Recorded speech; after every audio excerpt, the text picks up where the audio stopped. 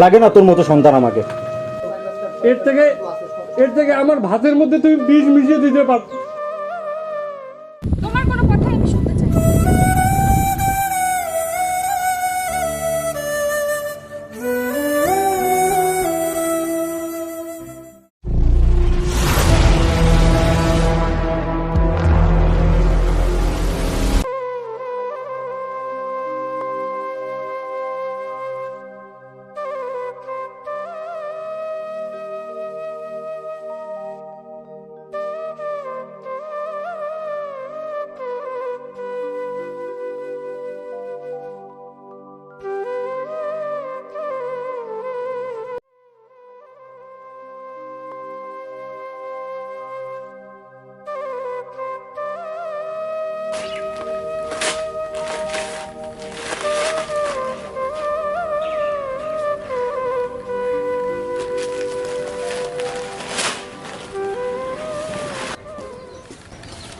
মা, আমি অফিসে যাচ্ছি, আসতে একটু লেট হবে।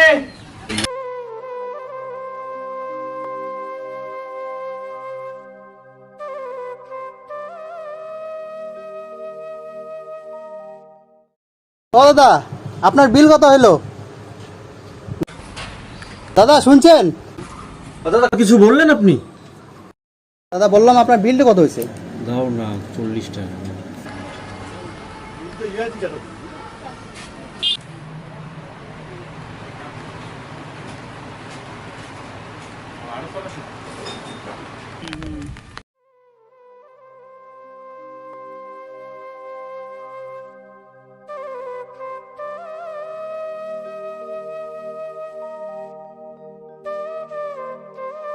কাকা কি হয়েছে তোমার?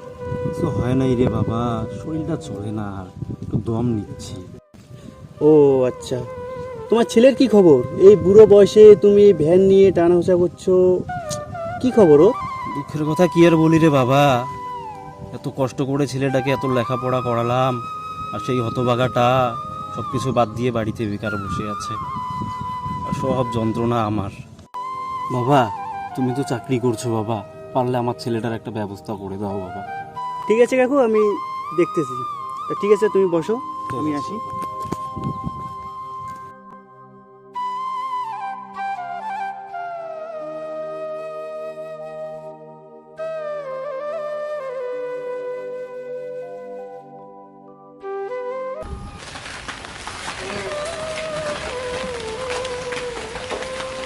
ওই বাবা, ভাতটা বাড়ো।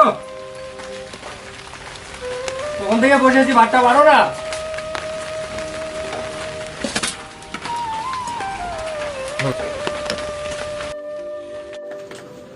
আচ্ছা বাবা, শুধু লঙ্কা আর পেঁয়াজ, আর কিছু বানাওনি? দিয়ে মানুষ ভাত খায়, অন্য কিছু বানাওনি? যা আছে তাই দিয়ে খা, 5 পয়সা ইনকাম করার মুরত নাই, আর অন্য কিছু লাগে না। 3 টাইম বসে বসে খাচ্ছিস, তাতে হয় না না তোর? আজকে তোর দেখ, তোর বন্ধু বান্ধব গুলোকে দেখ, আজকে তারা কত প্রতিষ্ঠিত হয়ে গেছে, আর তুই সারাদিন ঢেই ঢেই করে এদিক ওদিক ঘুরে বেড়াবি না গোলামের মতো। আর শোন, একটা কথা বলি, তোর মতো বেহায়া সন্তান আমার আর দরকার নাই। না পারলি ঠিক মতো লেখাপড়া করতে, না পারলি একটা ভালো কাজকর্ম করতে, হ্যাঁ তুই খালি পারি শুধু বেহায়ার মতো 3 বেলা বাপের টাকায় বসে বসে খেতে। না লাগে না তোর মতো সন্তান আমাকে। এর থেকে আমার ভাতের মধ্যে তুমি বীজ মিশিয়ে দিতে পারো। প্রত্যেক দিনে এক কথা বারবার খাওয়ার সময় খাবো না আমি। কামো খাইলে খা, না খাইলে যা তুই। শরীরটা তো আমার আর চলে না রে বাবা, জীবনের একদম অন্তিম পর্যায়ে চলে আসছি রে আমি।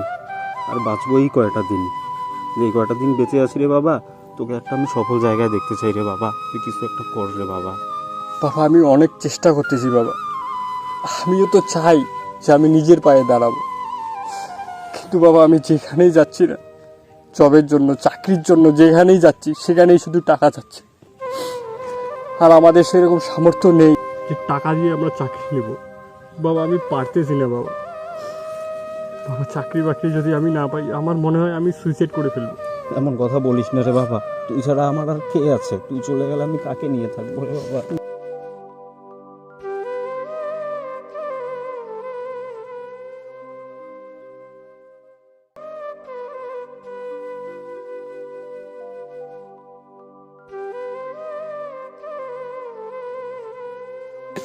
বুড়ো বয়সে ভ্যান চালাচ্ছে, ছেলেকে কি শিক্ষা দিয়েছে? কি বলবি ভাই, দিনকালে এরকম। ছোট থেকে মানুষ করলো কষ্ট করে, আর এখন ওই ছেলেই মেয়ে নিয়ে রঙ্গ করতেছে পার্কে।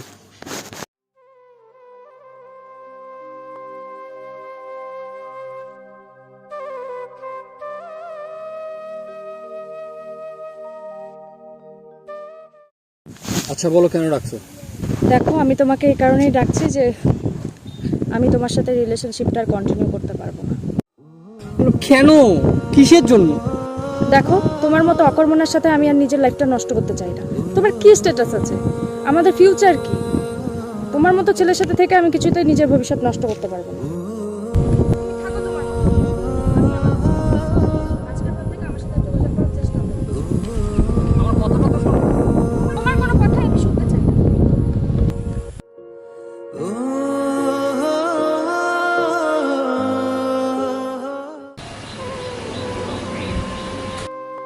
ওই হতচ্ছাড়া, কই গেছিস? এদিকে শোন। এই হতচ্ছাড়া, তুই কই গেছিস রে?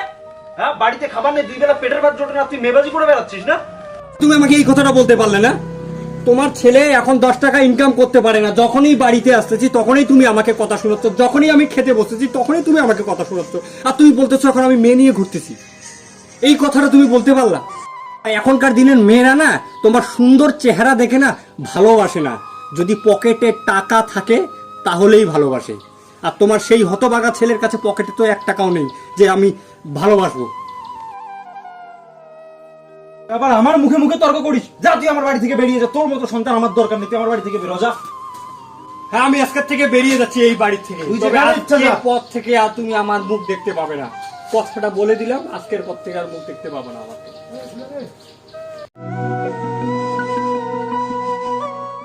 ছেলেটাকে তো রাগের মাথায় অনেক কিছু বললাম, রাত হয়ে গেল, এখনো বাড়ি ফিরলো না, কই যে গেল হতভাগাটা।